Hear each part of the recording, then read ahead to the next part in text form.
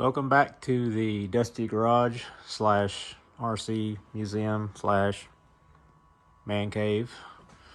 There's a collection of old bodies. Basically just cut them in half, use them as decorations now. Didn't have the heart to throw them away. There's where we store our paint. We don't paint as much as we used to, but still do a few here and there. Lots changed since my last video about the museum. It's downsized quite a bit. We lost a few friends, we lost a few tracks, we lost the hobby shop, but we're still involved somewhat. There's Vintage Google, RC Car Action, RC magazines, truck magazines.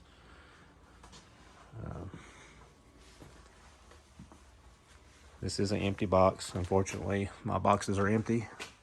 There's an L2 Trinity Switchblade. The beach car that's getting ready to be shipped to the West Coast. Going out there for vacation. We're going to run it on the beach in Washington. I guess since the last time we updated the video, we have lost King RC and the King Super Speedway. Property was sold in 2019. And it is now under about 6 feet of dirt. So no coming back this time. And here's one of our cabinets. The Richard Petty autographed Superbird. And the Pontiac body, which they actually sold in their museum gift shop. It's Ralph Birch Jr. raced Protoform Pontiac. Links to 12th scale that was hand built and raced at King in the early 90s.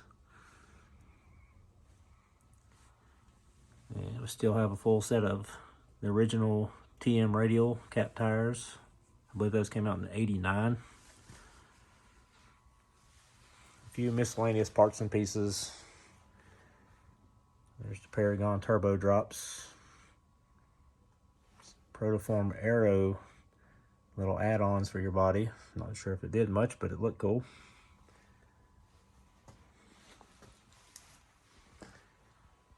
Some of the old bodies. We still have a shelf of old bodies over here that are just collecting dust, and that's been sitting in. They're pretty well protected, but the bags don't look too good. They've been sitting in body shops because that's what I do for a living. There's my outdated vinyl cutting for when we do paint bodies. Desperately need an upgrade on that equipment. Vintage Bowlink ads that I just framed up in a cheap little poster frame.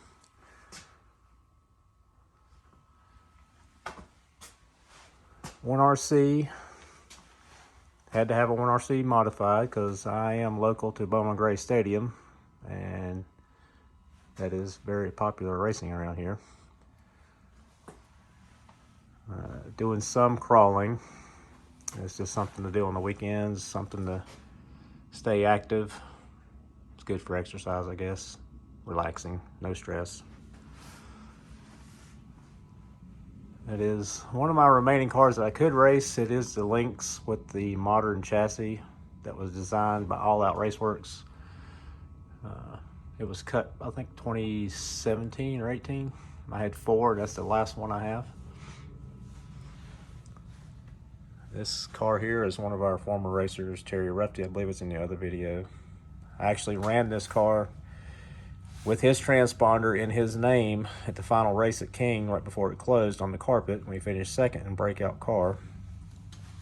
And it's been sitting as is since then.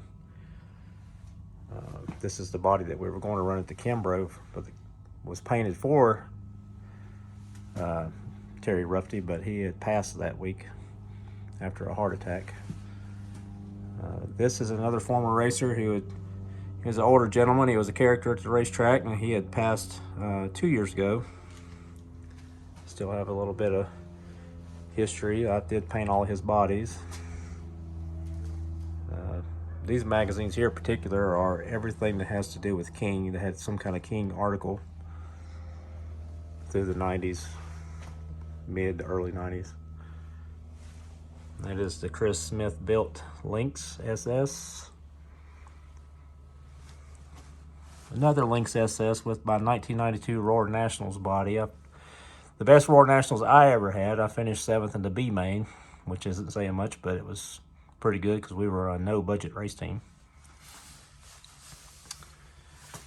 That is my original Magnum Junior that I raced with for many years. First pistol grip I ever owned. There's a wide Lynx with a Dale Earnhardt body that I painted when I was 16 years old, and I'm now 49. This is a wide 10L Bowlink Oldsmobile.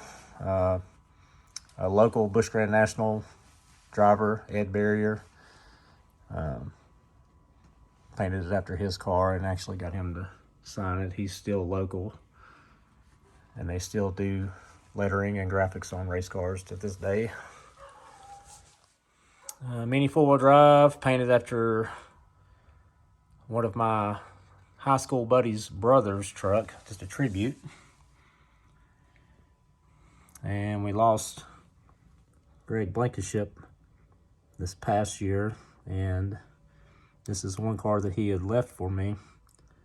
It is a Lynx Narrow ground effects complete chassis. We got a tip on some parts, or he did, and we went 2 states away to buy all these parts, and he was up there a day earlier and found a lot of Lynx parts, and we built this car with all new parts. He was dealing with a lot of health issues, and I guess it was around Christmas time. It was right after Christmas. He called me over there to give me the car. Well, he didn't tell me he was giving me the car, but he called me over there and told me Merry Christmas and told me to take it. And then, sadly, he passed away last May after dealing with a lot of health issues. This is a rat rod truck that I built out of a steel toy that belonged to my first wife's uncle, and we had turned it into a RC tribute to him and her because she had passed away also. This is my 1988 tribute car. It's not the car, but it is modeled pretty much after, same body, same wheel, same chassis, but not the actual car. And I won my first dirt oval A main in North Carolina in 1988. And this car here is a Parma. It won the last speedway race at King and breakout truck.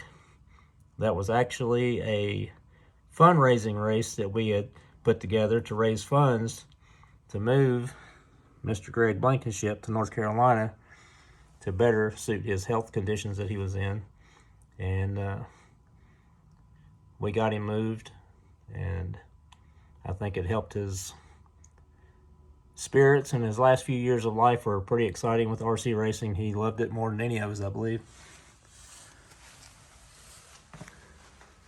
So my museum has gotten quite a bit smaller. This is all it is now compared to what I did have. An airplane just for decorations that actually owned by the original owners of King RC. He has since passed, and King RC has closed after 35 plus years. Other than that, we're tinkering with some 18 scale cars and crawling, and the other major hobby is mini trucks. I've been in mini trucks about as long as RC racing, but not quite as long. And my other YouTube video, I guess you'll see this truck. It is not mine. We just finished it for a friend, and we're just housekeeping it for now until he finds or gets his shop ready to move in. So that's the latest update. you'll see more truck stuff coming, more RC stuff coming, but not on a regular basis. But it's been a few years since my museum update, so there it is. Thanks for watching, and we'll see you maybe next time.